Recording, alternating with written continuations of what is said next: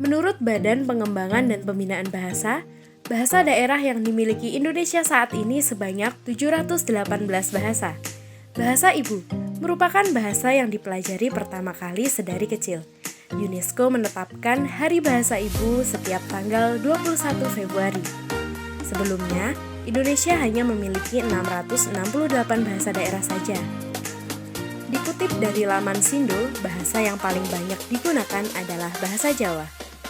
Namun saat ini sudah ada beberapa bahasa yang mulai punah. Sayang sekali ya. Kita sebagai penerus bangsa harus terus melestarikan bahasa ibu kita. Karena hal tersebut menjadi simbol kita berasal dari daerah mana. Nah, karena Alia bertempat tinggal di Solo, Jawa Tengah, yang identik dengan kulitnya, batiknya, atau bahkan wisata yang memang menjadi ikon kota Solo.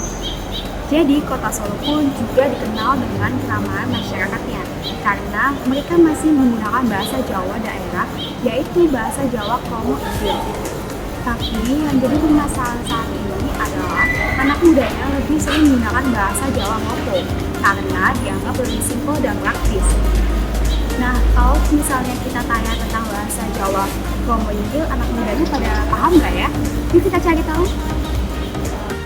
Kak, asal dari daerah mana ya? Asal saya dari daerah Karanganyar. Dari Mojolagan, Sukoharjo, Pak. Asalnya dari Jogja tapi Peranakan Sumatera. Saya dari Monter Sukoharjo. Dari Solo. Dari Solo. Dari Pati. Dari Sidoarjo. Tahu nggak bahasa Kromo Inggilnya dari mulut? Kurang tahu. Nggak tahu, Mbak. Enggak tahu. Kromo Inggilnya mulutnya kalau nggak salah tutup.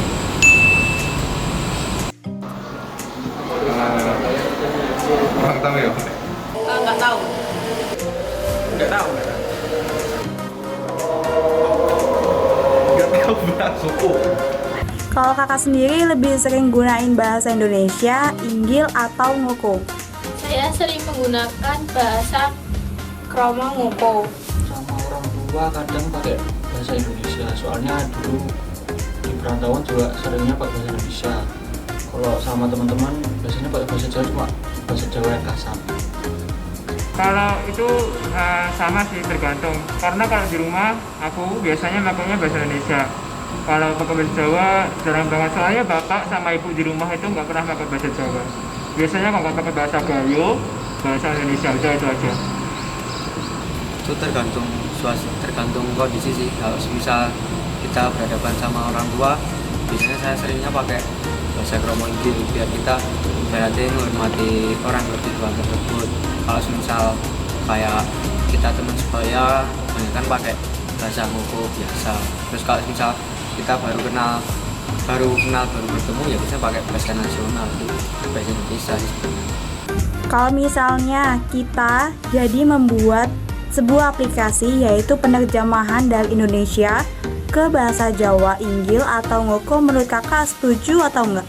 Ya, setuju aja. Soalnya itu nanti kita dapat mengerti apa sih bahasa Kromo. Bahasa Kromo itu gimana cara pengucapannya gitu.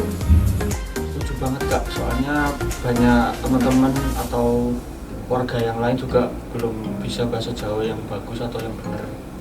Tentang itu setuju sih ya. Sama kayak itu kan inovasi buat anak muda biar bisa ngembangin budaya di Jawa.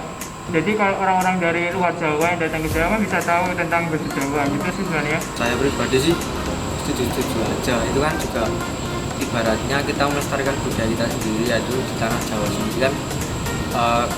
Kita anak muda kan sudah belajar menggunakan bahasa Jawanya ya seperti bahasa Jawa Kromo Inggil, kebanyakan orang tidak tahu Kromo Inggil itu apa ya. Itu merupakan terobosan sangat bagus untuk perkembangan anak muda sekarang. Berarti udah berani inovatif sama kreatif lah intinya. Itu aja sih. Terima kasih. Sama-sama. Aplikasi ini kita beri nama Jaweni. Di dalam aplikasi ini kita bisa menerjemahkan dari bahasa Indonesia ke bahasa Jawa yang ingin kita pelajari atau sebaliknya, seperti Kromo Inggil dan Ngoko. Tidak perlu bingung dalam pengetikannya, karena di aplikasi ini sudah terdapat voice note-nya. Aplikasi ini pun kalian bisa menyalin teks yang sudah diterjemahkan, seperti contoh berikut ini. Jadi, tidak ada lagi kata nggak tahu saat ditanya tentang bahasa Jawa. Semoga bermanfaat.